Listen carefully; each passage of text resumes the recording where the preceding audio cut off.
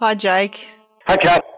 Are you at home in Ireland at the moment? No, well, I'm actually in a recording studio in Los Angeles at the moment. We're just started recording our 10th studio album. Yeah, I did see that on your website.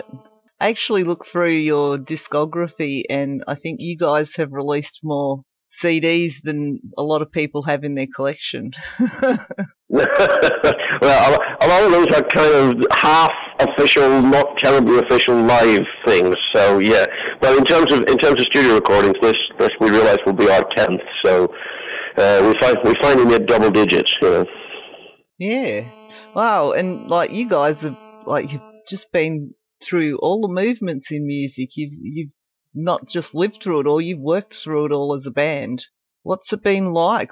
Yeah, well, we did take about 4 years off in the very early '80s, just simply because, well, I think we were very young when we formed the band, and it became successful very quickly. So there was a lot of work and a lot of growing up, or in some cases not so much growing up. And so when the whole new romantic thing started and things kind of got a bit tough for us, I think we were too young and inexperienced to deal with the first major setback we'd had, so we just sort of called it a day for a while. But yeah, we've pretty much been playing constantly right through all of it. Yeah. The world that you started in music compared to the world that you're living in now is just so completely different. Do you look at that, or do you just do what you do and go with whatever's happening and just have fun? Well, I think I think that again, with a lot of bands, and we were as guilty of it as anybody. You do sometimes get caught up in following trends, and you start to try and write trying to write what you think people want to hear, and in general, those have been the least successful records we've made. Not just in terms of the audience's reaction to them, but also just in terms of looking back on them now. I just don't think the songs are particularly good on some of those, because we were trying too hard to be something we weren't. We were trying to fit in, and realistically, what we should have done was why are we trying to make a bad Duran Duran album when what we should be trying to make is a good Stiff Little Fingers album? So it was kind of a silly move to make. So we ever since we reformed and started recording again, we just decided, look, we're just going to plow our own furrow. We're going to be Stiff Little Fingers and let everybody else worry about themselves. And that's kind of what we've done. And luckily, that seems to be what our audience likes. So everybody's happy.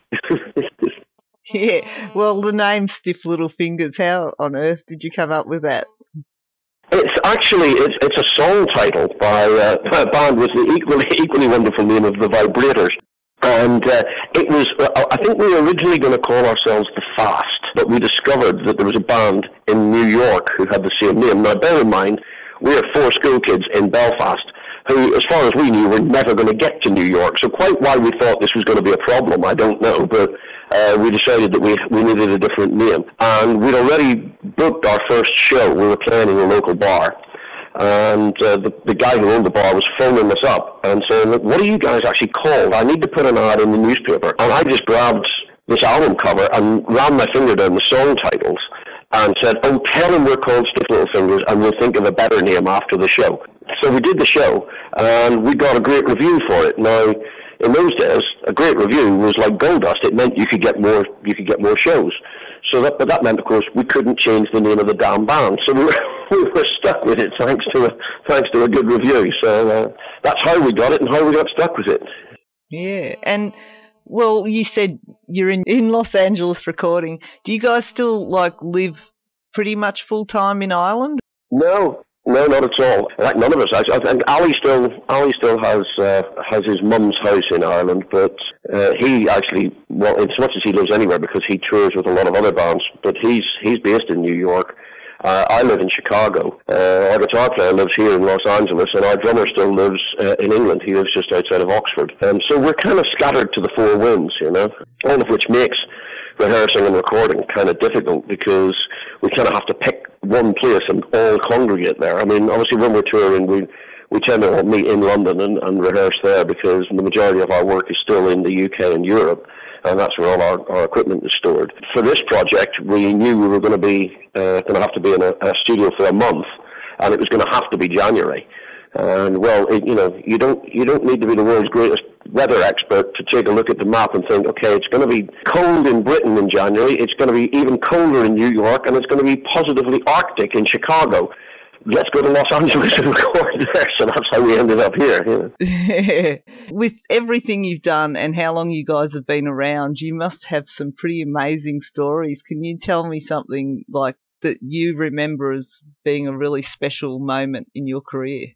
Well, I actually, just since I'm standing here and I'm looking at a copy of his book, we were recording a single years ago, and I was in the studio doing a vocal. Now, to get from the main studio into the control room, I had to walk through this little alcove that had a telephone in it. And as I was walking through, because I got a call, the producer said, "Oh yeah, come through and listen to that, see what you think."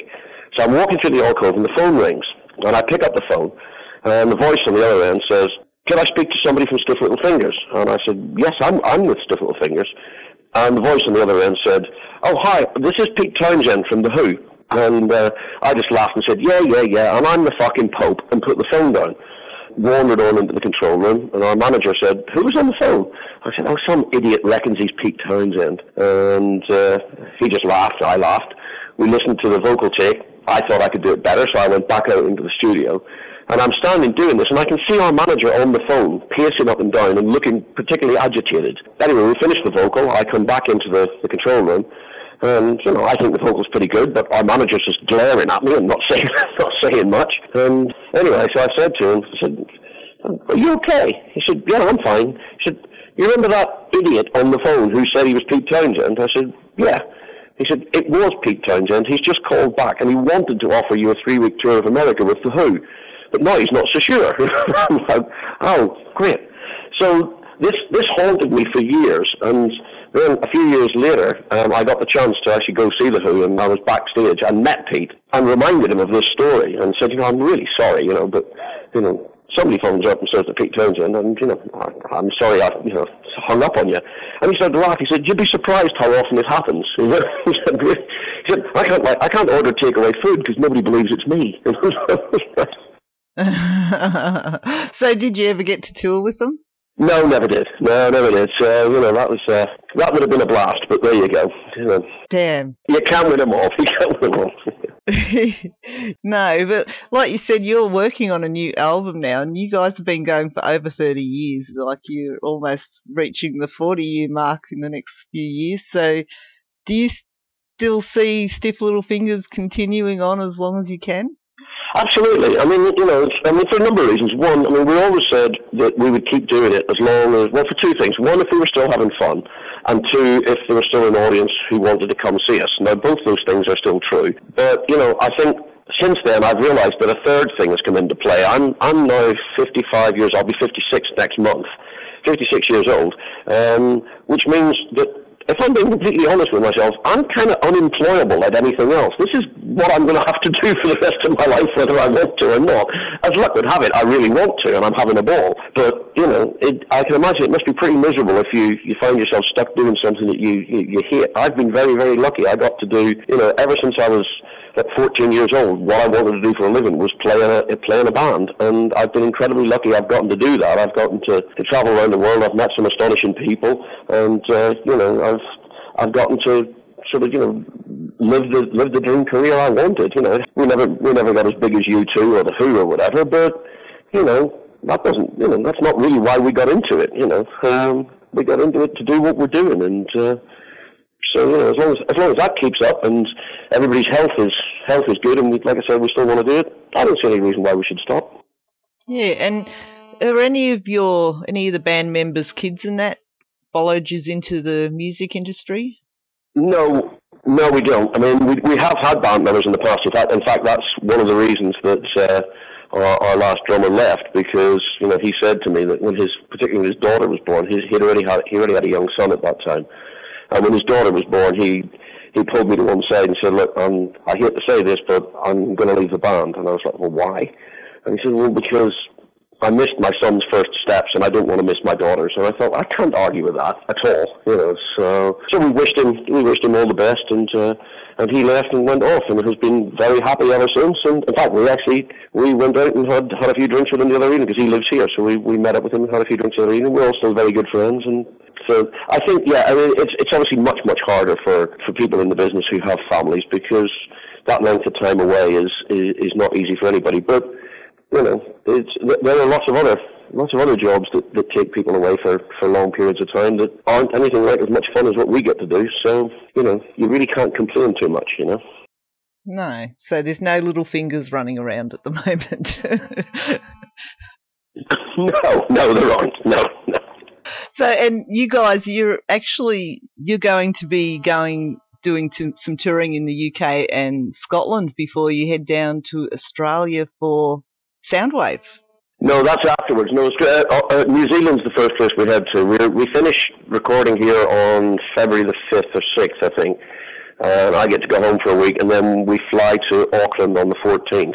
We start in Christchurch, I believe, and work our way up and fly from Auckland over to Australia, do the Australian shows, then go to Japan, and then from Japan we go to the UK, and we're tour through the UK and Ireland and Europe, and we finish, I think, in Norway at the end of April, and then fly home for, I don't know how long, because I don't know when they're going to start the American leg of the tour. So it's going to be a busy year, but you know, it's an album year, and album years are always busier than years without, because you got some new music out, and that's the time that people want to come see you. So that's the time we want to be seen. Yeah, when in this process is the new album going to be released? Well, that's where we're trying to get it out as quick as humanly possible. You know, there's obviously with sort of digital technology these days, we could realistically make a digital download available the day we finish. But obviously, that's not fair on people who have paid up front for hard CD copies or vinyl copies or whatever. I think we're aiming to get it out before March, but obviously, if we can get it out earlier than that and get it out, before we actually get to Australia, that would be the ultimate goal, is to try and get it out before we actually start touring. But that might be just too tight of a schedule to turn around that quickly. Well, you've probably toured the world. Have you toured Australia before? We've only played in Sydney and Melbourne once before, and we were there in 2008, I believe. So it was very much a flying visit. We came in, we did a show in Sydney and a show in Melbourne. And then we went down and played Auckland and Christchurch again in New Zealand as well. And I came back. I've got a friend who lives in Melbourne, so I came back instead. My wife and I came back and stayed with him we had like a week's vacation there as well. So that was my first sort of exposure to the country. And luckily we had a little bit of time off, so we got a chance to look around a bit. And but it was kind of the start of your autumn. So it was kind of rainy and drizzly, so I'm kind of looking forward to getting back. Hopefully not in a 100-degree heat wave, but at least when the weather's a little bit better, you know. We'll try and do our best to order some good weather for you. But obviously you haven't been here a lot, so there's going to be a lot of people who are going to be excited to see you at Soundwave. I mentioned I was talking to a 21-year-old guy, and he was excited. That's fantastic. And again, it's very flattering with people. When we first went out, like I said, all those like 6-7 years ago or whatever it was, we'd never been, and we really didn't know what we were flying into. I mean, we thought, we could walk on stage to the sound of our own footsteps here for all we know, But it was great. There were a lot of people at the shows, and everybody seemed to have a time. And so we're looking forward to doing the same or more of the same and better this time. Great, and we look forward to seeing you. And I'm going to have to say goodbye now. I heard the beat of doom myself there. That's the end of that. Thank you very much, and I'll get people to go and check you out at slf.com. That's your website. Perfect. Or Stiff Little Fingers on Facebook. You can be found. That's it. Thank you very much for your time. I look forward to seeing you in Melbourne when you do get down here for Soundwave. Yep, thank you, Kat. Look forward to being there as well. And enjoy the rest of your recording process. And I look forward to the album too. Yeah, thanks. Thank you very much. Thank you. Thank you. Bye. Thanks. Bye now.